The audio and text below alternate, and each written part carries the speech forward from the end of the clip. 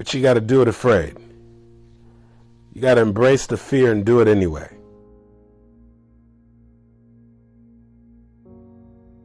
My question for you right now is, what's your vision? That's right. What's your vision for your life? What's your vision for your finances? What's the vision that you have when it comes to your health? What's the vision that you have when it comes to your relationships?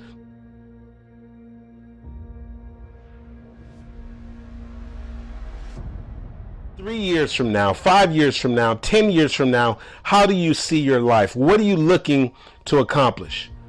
What are you hoping is going to happen? Is there a desire to write a book?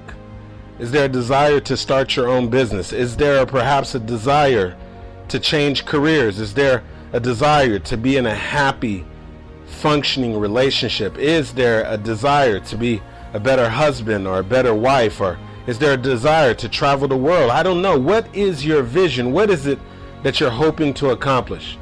And I believe that this is one of those things that unfortunately we don't put enough thought into. Unfortunately, it's one of those things that oftentimes that we just simply go through life, and as opposed to having a vision and pursuing the vision and doing everything that we can in order to realize the vision, that all too often we're just simply going through the process. And the reason why I ask you that is because here's what I've come to realize, that when you have a vision, when there's something that you're pursuing, that the process of pursuing it, just the mere thought of it being a possibility, what it does is it provides you with some hope. What you get is you perhaps have hope of a better relationship. You have hope of stronger relationships. You have hope of better finances. You have hope of doing something that is more satisfying, as opposed to just working a job and career in which you're just simply getting by and they're paying you just enough so that you don't quit. You begin to have hope. And here's what I've also come to realize, that hope in the future, having a vision and having hope in the future for your finances, having hope in the future for your relationships, having hope in the future for your health, having hope in the future actually gives you power in the present. And I want you to write that down if you're a note taker. Hope in the future gives you power in the present. So that leads me back to the question, and the question I have for you is, what's your vision? What are you hoping to accomplish? What is it that you can hold on to that's going to allow you to keep pushing forward? What is it that you can hold on to that at moments when things begin to get cloudy, at moments when you begin to get fatigued, at moments when you're thinking about taking a break, that you can hold on to this vision and you'll have something that's promising, something that will empower you to push past whatever it is that you're going to have to encounter, something that's going to empower you to work harder than the person to your right and your left, something that is going to empower you to just keep pushing forward. And I tell you, it was just the other day, I was always looking for guest speakers to be part of my monthly coaching program. I have a Show Up For Your Life monthly coaching program. And so I'm always looking for people who can pour into those people who are part of this monthly coaching program. And so I decided that this past coaching session that we were having, that I was going to surround this coaching session around what it takes to become part of the top 5% or part of the top 10%. And so I started thinking about who are the people in my network that I know that at one point or another were part of the top 10% or part of the top 5%. And of course, the first person that came to mind is my very good buddy. His name is Eric Rett. He's a former NFL player. He played 7 seasons in the NFL. He played for the Tampa Bay Buccaneers, the Cleveland Browns, and the Baltimore Ravens. And so I said, Eric, listen, man, I want you to come on and be part of my monthly coaching call. And I want to have an opportunity to interview you and give my coaching students an opportunity to ask you some questions. And Eric shared something that I've never really heard him share this before. And what Eric described, he went all the way back. I mean, all the way back to high school graduation. And Eric said, man, Andy, I won't forget this, man. It was high school graduation. And I remember you said, coming from my neighborhood, let me tell you something. It's a big deal just to be able to graduate from high school. And so he says, I remember going to the high school graduation and being so happy that I knew my mom was going to be sitting out there, and I'd have a couple other family members that are out there. And he says, I remember, I had finally been sitting there and waiting for them to call my name. And he said they finally called my name, and I remember crossing that stage and reaching over and getting my diploma, and I remember having to sit through and listen to all the other names they were calling. And once I had that diploma in hand, I couldn't wait to get to my mom. I couldn't wait to make my way over to her, just to be able to see the smile on her face and see how happy she was. And he said the graduation was over. And he says, I got my diploma in hand, and I'm making my way over to the lobby, and I can't wait to see my mom, knowing she's going to be excited, knowing she's going to be smiling, because I graduated, I made it. And Eric says he comes out to the lobby, and when he sees his mom, she's crying. And Eric's like, wait a second here. I know that some of the parents do cry when their son or their daughter's crossing the stage, but this is the point when people are celebrating. This is the point where families are taking pictures, they're giving each other high fives, and they're all getting ready to go celebrate. And so he sees his mom, and he says, he calls his mom Mama. He's like, Mama, why are you crying, Ma?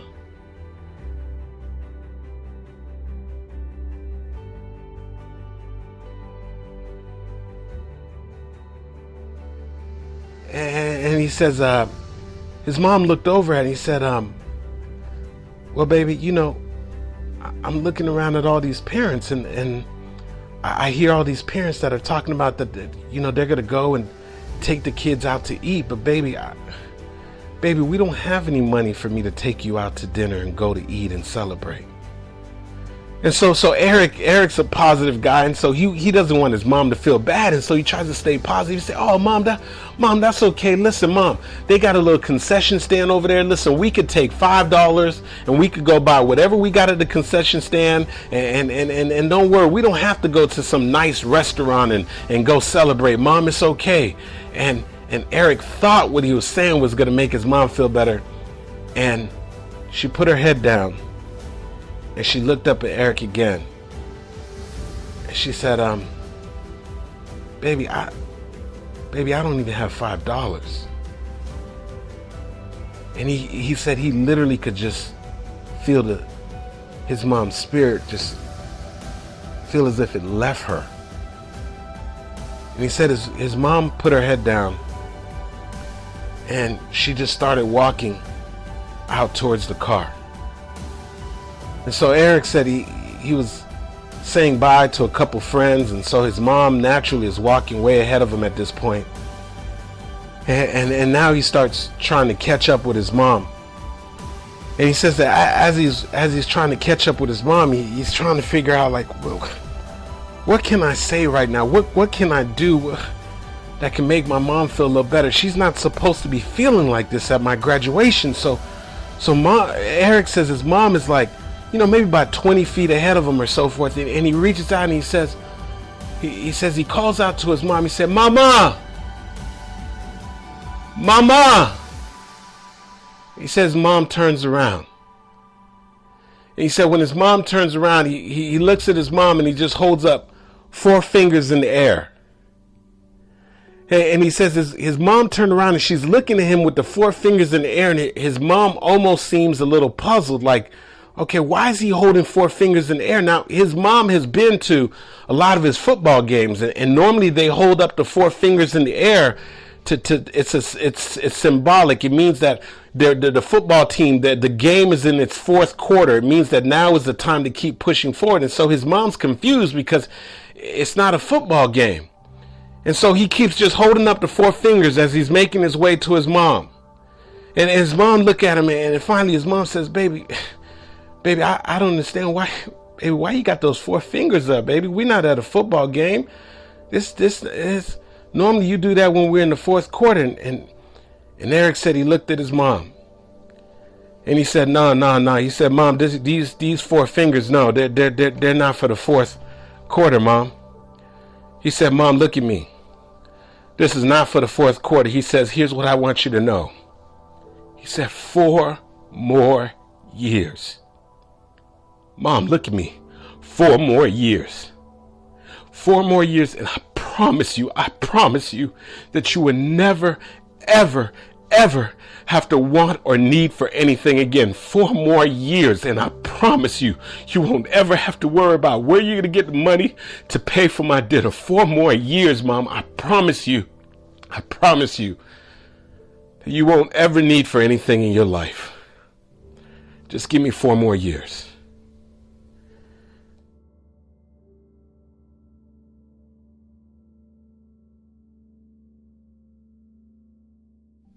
See, in that moment, for Eric, he saw the vision. You see, the vision for him is that he was going to utilize football and that eventually he would get drafted into the NFL. That was the vision.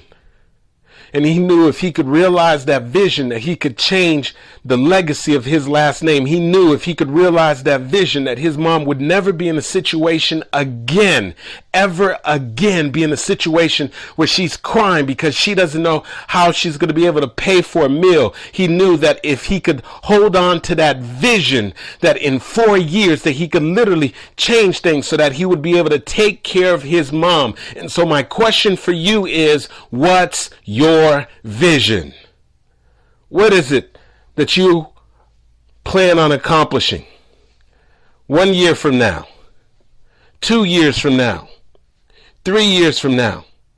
What is it that's significant that you know that you have the capacity to do, but you've just got to be willing to cast the vision? Now, what is it that right now, that if you could just simply see it, if you could just simply believe that it's possible for you, and that if you could just simply be willing to put in the work, that you know that you can make this thing happen? What is it that you can hold on to right now that's going to allow you to create a shift, to create a change in your finances, create a change in your relationship, create a change in your health, create a change in your life? What's your vision? What is it that you plan on accomplishing? What is it that you're going to do that's going to fundamentally shift your life?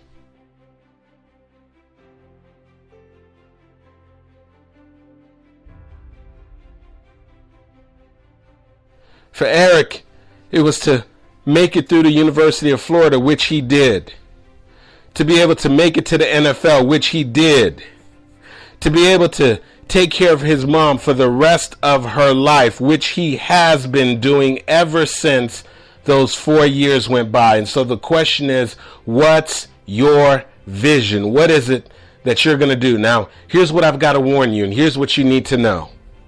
And here's here's the other thing that you really need to know. Not only is it important for you to cast a vision, not only is it important for you to have a vision for your finances, for you to have a vision for your relationship, for you to have a vision where your goals and your dreams, for you to have a vision on how you're going to utilize your gifts, your skills, your talents. But it's also important that you understand this, that when you have your vision, trust and believe that it's not your responsibility to know exactly how it's going to happen. As a matter of fact, here's what I've come to realize, that it will seldom happen the way that you want it to happen or the way that you perceive it's going to happen. As a matter of fact, the exact way that it's going to happen is none of your business. What's important is that, number one, that you have the vision, but number two, of course, that you're going to do the work, and trust and believe and understand that it's not going to necessarily happen the way that you intend or that you want it to happen. And so I know I've had many conversations with Eric, and so his journey to make it to the NFL, that he believed that there are some things that were just going to happen. He believed he was just going to get up to the University of Florida and right away be the starting running back, but it didn't happen like that.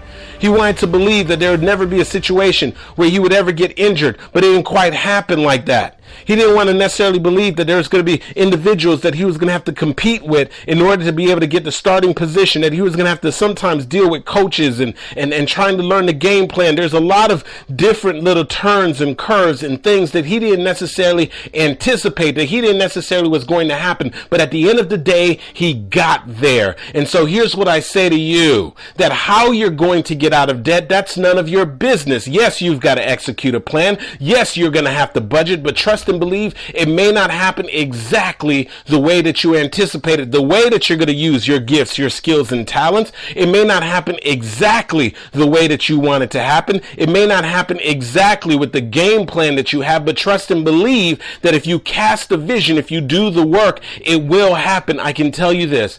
I remember being a part of a direct sales company. And this was probably over about 10 years ago. And I remember the very first time that I went to one of their national conventions. And I remember hearing about how the national conventions, and I remember hearing about the excitement and how, it's so important to get in that environment, because it's in those environments that the vision of the company, that you can really see the magnitude of the opportunity that is being made available to you. It's at those conventions that you get to hear from leaders and great speakers and some of the top performers in the company. And so I remember going to this national convention, and then I remember walking into this massive arena. And I remember looking around, and there was probably about 10,000, 15,000, maybe even perhaps 20,000 people in there. And I remember sitting down and being blown away, listening to the music and seeing how I was around all these high energy people and just seeing how all these people were fired up and pursuing their goals and their dreams. And I remember sitting there, and I remember them announcing and announcing this gentleman that was going to come out on the stage, and they played some music, and I remember he came out.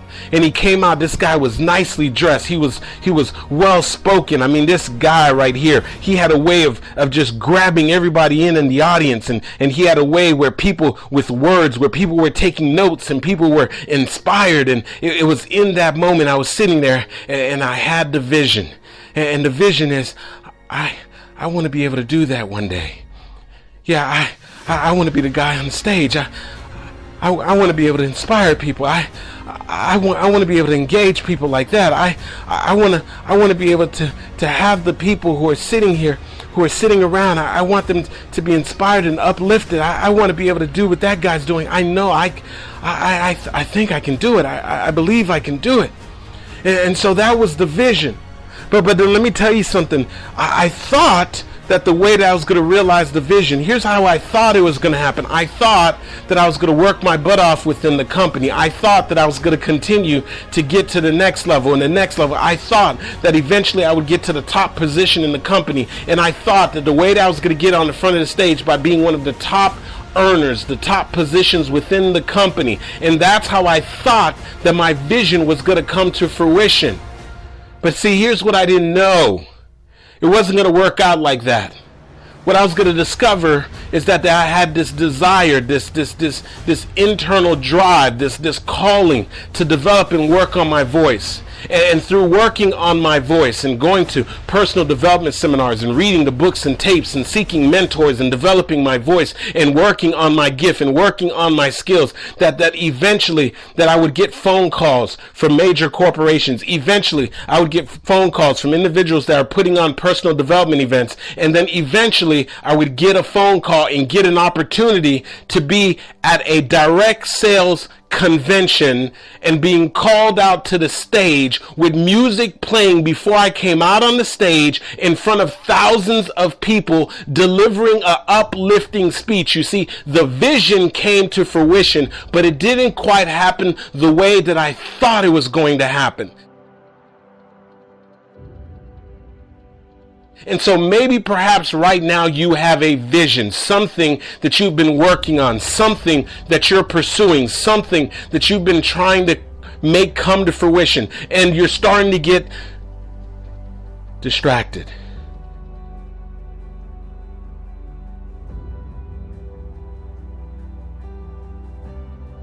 You're starting to feel as if it's not going to happen. You're starting to feel discouraged. You're starting to feel as if maybe perhaps this isn't going to happen for me. And so what I want to remind you is that when you have the vision, that just remember, it's not always going to happen exactly the way that you anticipate it or the way that you want it to happen. Sometimes you're going to take a completely different route, but the important thing is that you cast the vision and that you be willing to do the work. And finally, if you're a note taker, here's what I want you to write down. that it's important that you keep the vision in front of you. You've got to write the vision and make it plain and review it on a daily basis. Keep the vision in front of you so that you know where you're going. Keep the vision in front of you. Why? Because he or she or the people who don't have a vision will eventually perish. You don't want your dreams to perish. You don't want your desires to perish. You don't want your goals to perish. You've got to keep your vision in front of you. Help me to understand, Andy. I'm going to tell you. I was at my fiance's condo, and she went out to the grocery store, and I was in the process of working out. And so she's really big on these vision boards. She loves doing vision boards. And sometimes I tease her about it because she has these vision boards all around her condo, and she's always looking for images of things that she wants to happen or things that she wants to come fruition. So she's always looking for the vision, and the way that she keeps the vision in front of her is by putting it on this vision board. And so here I am, I'm working out, and part of my workout, I start running in place. And so I'm running in place, and as I'm running in place, I start focusing on her vision board. And as I'm focusing on her vision board, all of a sudden now, I'm starting to see images that are popping off the vision board. And the reason why the images are popping off of the vision board is because as I'm working out and I'm looking at these images that are on the vision board, it's almost spooky and eerie. Why, Andy? The reason why is one by one, I'm looking at pictures that she has on her vision board, and one by one, I'm seeing things that we actually did. So she has a vision on her vision board. She has this picture of two couples who are traveling, who are on a plane, and I'm looking at the picture and I say, wow, that's us. You know how many times we've been on a plane before? She has pictures of this couple traveling, and I'm looking at this vision board. I said, that is spooky. Why? Because we've been to Puerto Rico, we've been to the Dominican Republic, we've been to Haiti, we've been to Africa. I'm looking and I'm saying, wait a second here, this is crazy. We've been to so many of those places. She has this thing on her vision board of this person that's skydiving, that's jumped out of an airplane, and she went skydiving. She has this person on this vision board that is on the zip line, and I know that she had an opportunity to go zip lining in Mexico. And so one by one, I'm seeing the visions on her vision board, and one by one, I personally have witnessed with my two eyes, or I personally was present and know that these visions that she's been keeping in front of her have come to fruition.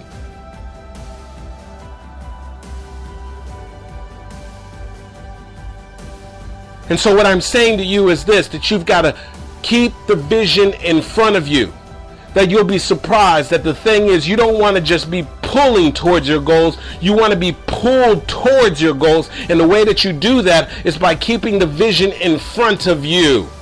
That if you can just focus on getting out of debt, you have that in front of you. Put some pictures up or show some bank account statements that are full, or show something in which you have investment accounts, or start putting it in front of you. I tell you, before I had an opportunity to speak in front of 5 people, I saw it. Before I had an opportunity to speak in front of 10 people, I saw it. Before I had an opportunity to speak in front of 100 people, I saw it. Before I had an opportunity to speak in front of 1,000 people, I saw it. Before I had an opportunity to speak in front of a couple of thousand people, I saw it. And so you've got to hold the vision. You've got to keep the vision. There's something right now that's waiting on you. And so what I'm reminding you right now to do is hold the vision. Keep the vision.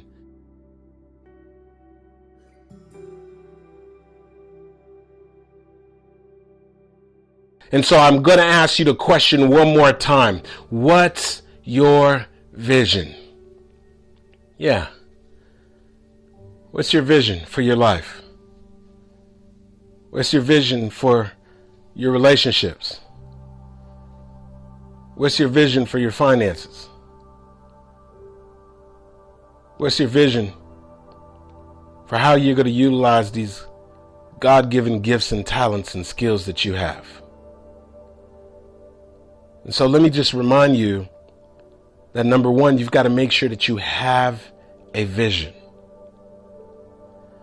Number two, understand this, that once you cast the vision, that don't allow yourself to be fooled. And don't allow yourself to just get discouraged, because that's what takes a lot of people out. Understand that your vision may not come to fruition exactly the way that you want it to happen. It may not happen in accordance to your plan. But you've got to trust and believe that there's a process involved. And if you hold the vision, if you're willing to do the work, it will come to fruition. And then the other thing is that you've got to understand is that our visions, that they have the ability to pull us forward.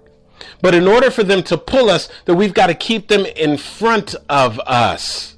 And so what I'm asking you to do is, whatever the vision is, whatever it is that you want to do, keep it in front of you. You want to write the book? Put it in front of you. You want to get out of debt? Put it in front of you. You want healthier relationships? Put it in front of you. If you want to stop living for the past and start living for your future, put the future in front of you. If you want to start utilizing your gifts, your skills, your talents, what does that look like? Put it in front of you. The question is, what's your vision? Yeah.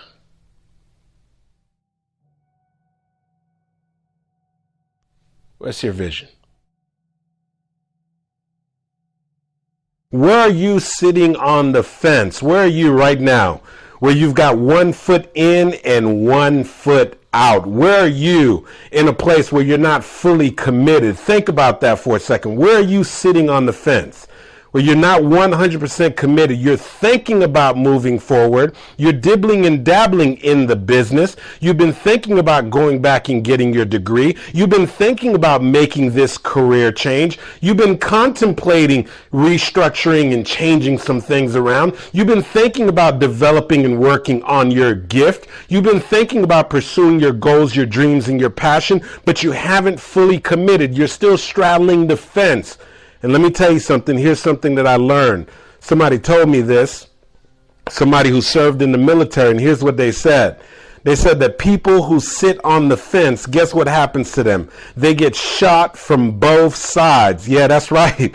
They get shot from both sides. So if you're straddling the fence right now on your dreams, if you're straddling the fence on the things that you want to pursue, if you're straddling the fence on writing the book, if you're straddling the fence on starting your business, if you're straddling the fence on making the career change, if you're straddling the fence on going back to school and getting your other degree, if you're straddling the fence, guess what? You'll get shot from both sides.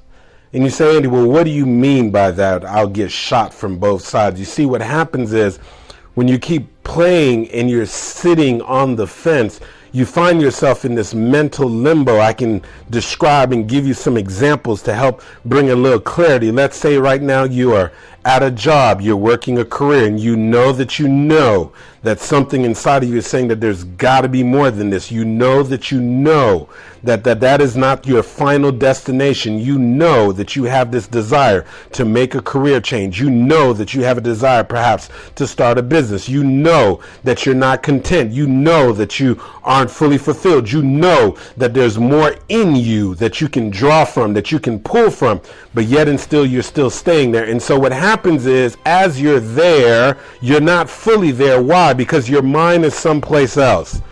You're thinking about, what if you would have taken a chance on yourself? You're thinking about, what if you decided to go back to school? You're thinking about, what if you decide to start the business? You're thinking about, what if you decide to develop your gifts, your skills, and your talents? You're thinking about that, and yet you're there at the job and you're frustrated and you're thinking about making your move, but you haven't. And so what's happening is you're feeling turmoil on both sides. One side of you is frustrated. You're showing up and you're unfulfilled, and you're just going through the motions, and you're showing up to a job in which they're paying you just enough so you don't quit, and you're working just hard enough so they don't fire you. And on the other hand, you're suffering because you're delaying your goals and your dreams. You're delaying this thing that you need to move on. That's what we're talking about, being shot from both sides. And let me tell you something. I know what that's like. You see, for about a year and a half, I straddled the fence. For a year and a half, when I was still working in corporate America, I was thinking about taking a chance on myself. I was thinking about moving forward after my goals and my dreams. I was thinking about leaving behind the security of my job, but I was straddling the fence. On one end, I wanted to hold on to the consistent paycheck that was hitting my bank account every 2 weeks. On one end, I wanted to be able to use my degree in accounting because I spent all that time getting my undergraduate's degree and my master's degree.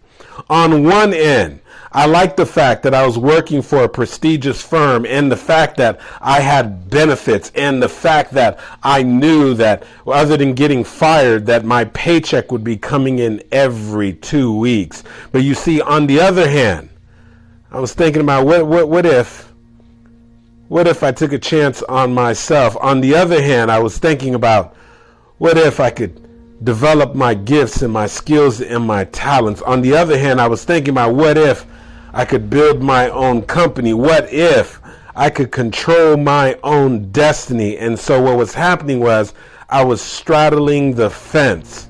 And if you're straddling the fence, and I don't know what area in your life you're straddling the fence where you're not fully committed. Maybe you've been on an on and off relationship and you've been stringing this person along now for a couple years. And so get off the fence. You're either in or you're out. You're either getting married or you're not. Maybe you've been straddling the fence and you've been thinking about this business opportunity. Either you're going to start the business or you're not. Either you're just going to go ahead and forfeit this opportunity or you're not. Get off the fence. And maybe you've been thinking about taking a chance on yourself and going after your goals and your dreams. Either you're going to do it or you're not. Get off the fence.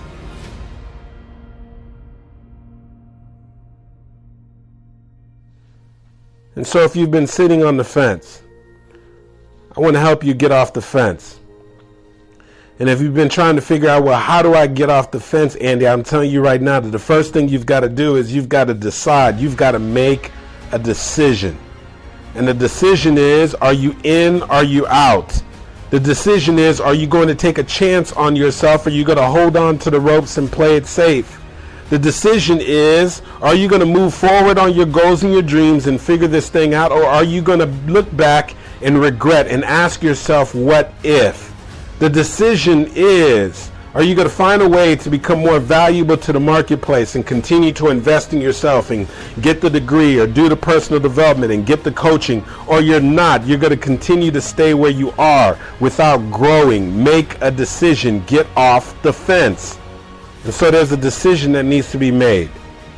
And so for me, after straddling the fence for a year and a half, after thinking about pursuing my goals and my dreams, after thinking about taking a chance on myself, after thinking about all the things that I wanted to do, I had to make a decision. You see, I finally made that decision in December of 2004. And let me clarify something for you. Let me make this a little more easy for you. Some of you need to understand this, that oftentimes that when you make the decision, it's going to be in the presence of fear. And so that's what I need you to understand. Understand this, that when you make the decision, it doesn't necessarily mean that you're not going to be afraid of the fact that you're walking away from your job. It doesn't necessarily mean that you're not going to be afraid of the fact that you're going back to college. It doesn't mean that you're not necessarily going to be afraid on the fact that you're going to try to take a chance on your own self. It doesn't mean that you're not going to be afraid as you decide to go out and get that business loan. It doesn't mean that you're not going to be afraid. No, oftentimes we have to make the decision in the presence of fear. That's why Joyce Meyer said, do it afraid.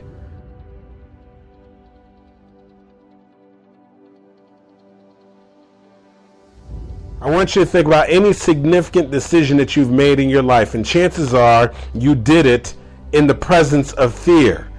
The first time you purchased a home, you were making that major purchase and you were sitting down and you were signing off on those loan documents.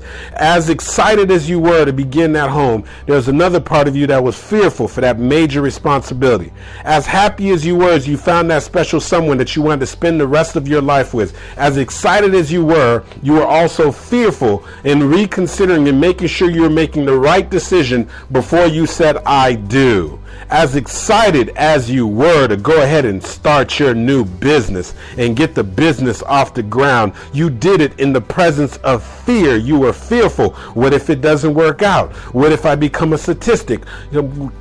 Several businesses, most businesses fail within the first year. And for those that don't fail within the first year, many of them fail within the first 5 years. What if I become one of those statistics? Oftentimes when we make major decisions, you're going to make it in the presence of fear. And so when you decide to get off the fence and go after your goals and your dreams, when you decide to get off the fence and write the book, when you decide to get off the fence and start the business, when you decide to get off the fence and take your life to the next level, when you decide to get off the fence and stop going through life simply trying to make a living, but rather living your making, when you decide to get off the fence, oftentimes there's still going to be some fear. Don't let anybody fool you and tell you different.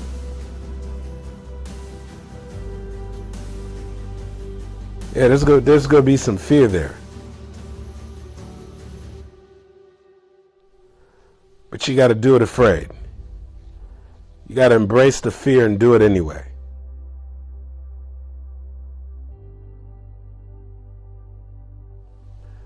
Let me tell you, I was fearful when I walked into that office of the lady that was head of HR at the time. Her name is Tammy.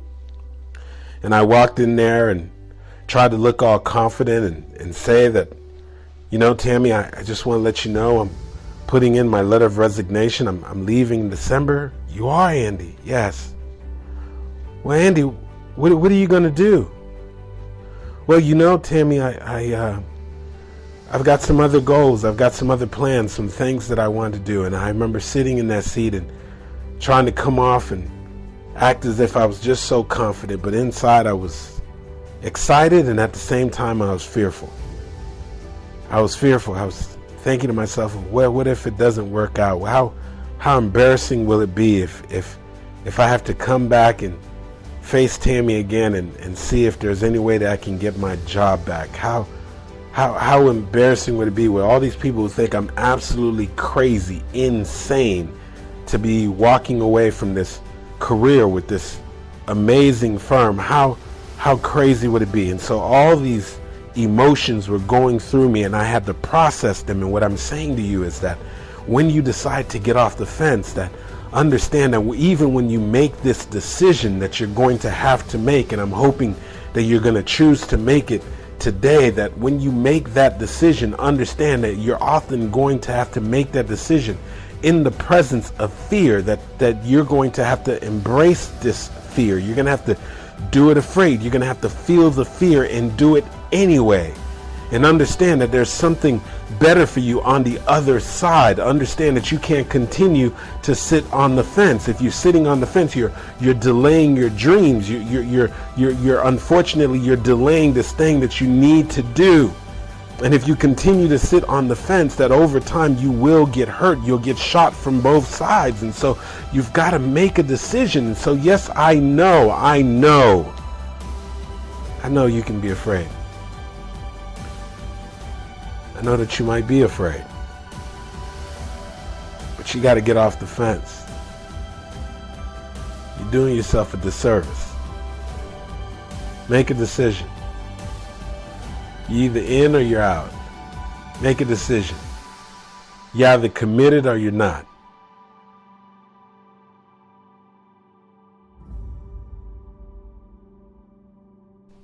You know, a long time ago, one of my mentors explained to me what commitment meant. And here's what he said. He said, Andy, commitment is doing what you said you were going to do long after the feeling has left you when you said you were going to do it.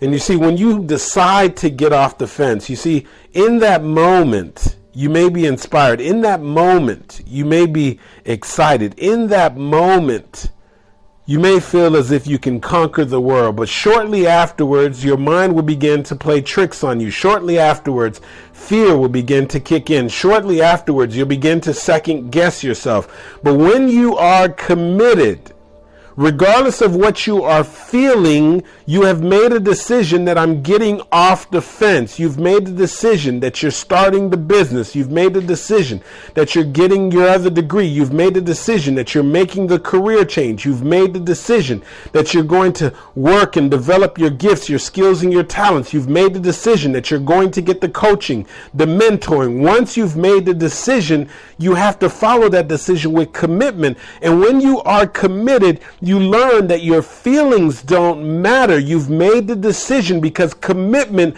is doing what you said you were going to do long after the feeling has left you when you said you were going to do it. And so you've got to commit to what side of the fence you're going to be on. Are you going on the side where your dreams are? Are you going on the side where your goals are? Are you going on the side where there's infinite growth? Are you going on the side in which your greater self exists? Are you going on the side in which your destiny is? Are you going on the side in which you can be living your purpose? Are you going on the side in which you feel as if you're walking on your purpose? Or are you going to go to the other side in which you play small? The other side in which you're holding on to the ropes? The other side where you're staying within your comfort zone and you're not growing? That's why Brian Tracy said that your comfort zone is your danger zone. That's why Donald Trump said that your comfort zone is in direct opposition of your greater self, that you have to pick a side. One side has the possibilities. The other side has the limitations. One side there's growth. The other side there is no growth. One side you go to the next level. The other side you stay at the same level. Which will it be? Make the decision. And understand this, that after you make the decision, you have to act.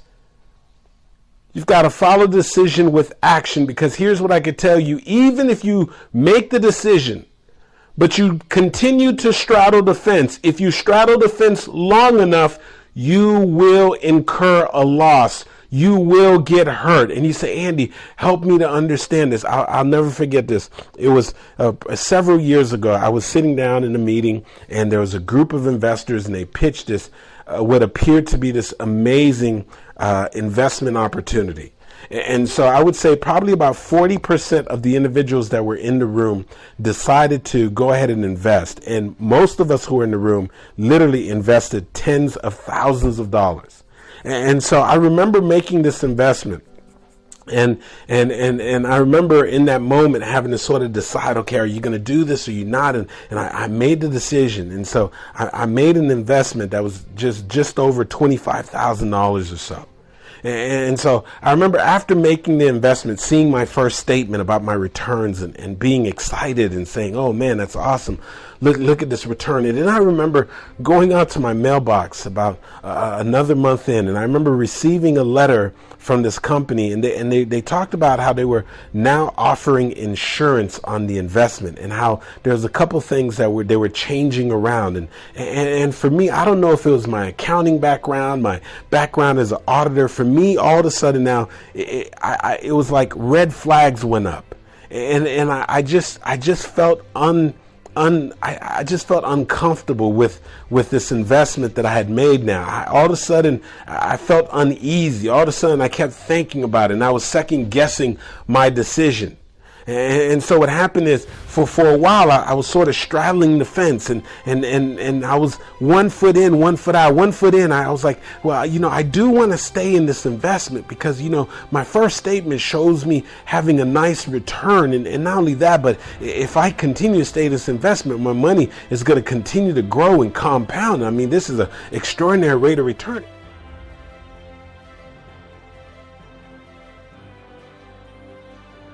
And on the other side of the fence, I'm saying to myself, well, I don't know. I'm feeling uneasy. I got this letter in the mail. They're offering insurance. Why would they be offering insurance all of a sudden? Why are they changing things all of a sudden? I don't know, Andy. I don't know. My gut is pulling me in the other direction. And so finally, I made a decision. But it wasn't enough for me to make a decision. I followed it with action. I started putting in phone calls, and I put in the request to get my investment back. And once I sent the request to get my investment back, they didn't send my money right away. So I picked up the phone. I started making phone calls, and then they were giving me the runaround. So I kept making phone calls, and I got the right person on the phone. I insisted, I need my money back right now. Send it right now. Send it overnight, FedEx. If you don't send my money back, you're going to be hearing from my attorney. I'm going to fly over there myself. Just send it back. And then finally, I got their attention, and so they send me my money back. But here's what I need you to understand. They send my money back, and literally about 3 weeks later, I get a phone call. And somebody calls me up and says, Andy, turn the TV on. I said, well, okay, what's going on? They said, turn it on right now. Put it on CNN. And so I turned the station, I put it on CNN. And then they show the FBI is raiding the office of the CEO of this company that we had all invested in. And this CEO is being arrested and is being labeled the baby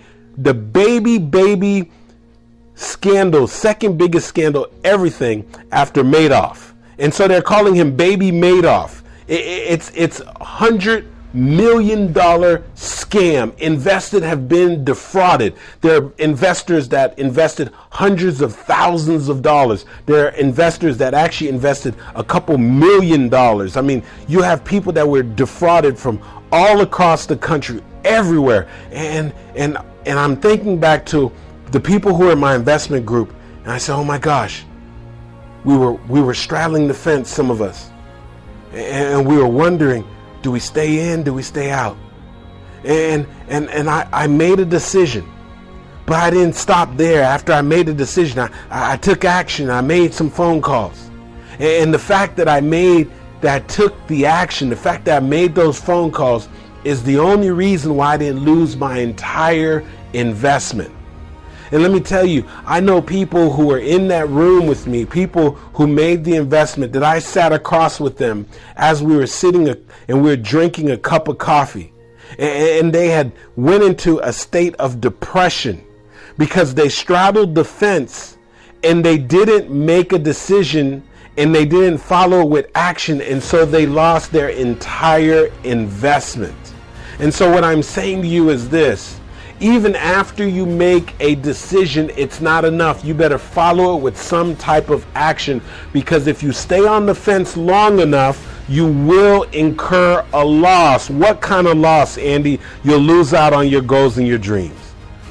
You'll lose out on the opportunities that are before you in your business. You'll lose out on the opportunity to have a thriving business because you're still straddling the fence and holding on to the job. You'll lose out to getting to a next level in your career because you're still straddling the fence and holding on to your old career. You'll lose out on developing your gifts, your skills, and your talents because you're still straddling the fence and playing it small. You see, you can't stop with making a decision. You've got to follow it with some action.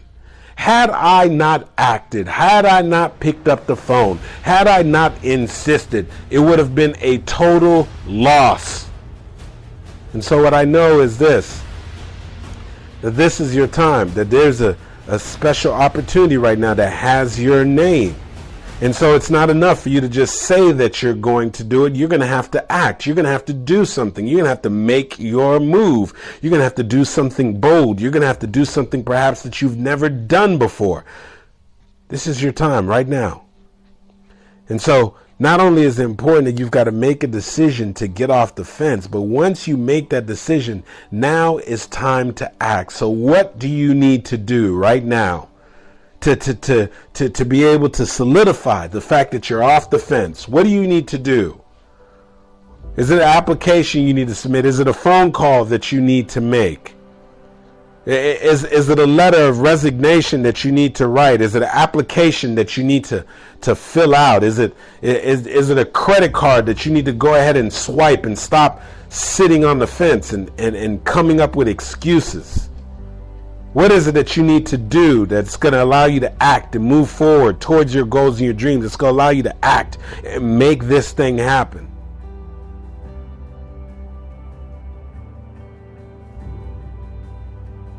And so make a decision right now to get off the fence, and then decide what's the action step that you got to do. Be willing to act, make the step, do it within the next 24 hours. And then once you do it, let me remind you, no looking behind. Do not look back. No. Because here's what I discovered. People who get off the fence, who look back long enough and think about, well, what if they would have gone in the other direction? What if they decide to just hold on? What if they had decided to do the other decision? Here's what ends up happening. If you look back long enough, guess what happens? You'll end up exactly where you're looking. Back. You'll head backwards. And that's why Paul said, forgetting those things which are behind and reaching forward to those things which are before, I push forward. You've got to leave behind those things that are behind. Once you get off the fence and you walk away from a limiting mindset, once you get off the fence and you decide that you're going to step up your game and take yourself to another level in your career, once you get off the fence and decide that you're going to start the business, once you get off the fence and decide that now you're going to fully commit and make these things happen, there's no more looking back. There's no more second guessing yourself. There's no more playing it small. No, you can't look back. As a matter of fact, I am aware of a woman who decided all of a sudden that she was going to look back, and when she did, she turned into a pillar of salt. Some of you are familiar with the same book that I'm familiar with, and so you know exactly what I'm talking about. Her and her husband were instructed to leave a land and go to a new land, go to a new place, and they said, don't look back. Do not look back. Do not stop in the valley. Do not look back. Keep going. But everyone in her family decided to just keep going forward. But something in her wanted to look back. And many a times we make an important decision, and all of a sudden now we begin to look back. We want to look back to the security. We want to look back to the small place. We want to look back to our comfort zone. But once you make the decision to get off the fence, don't look back.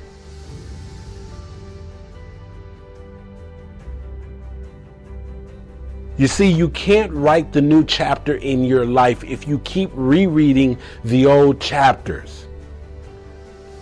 Today is the day that you get off the fence.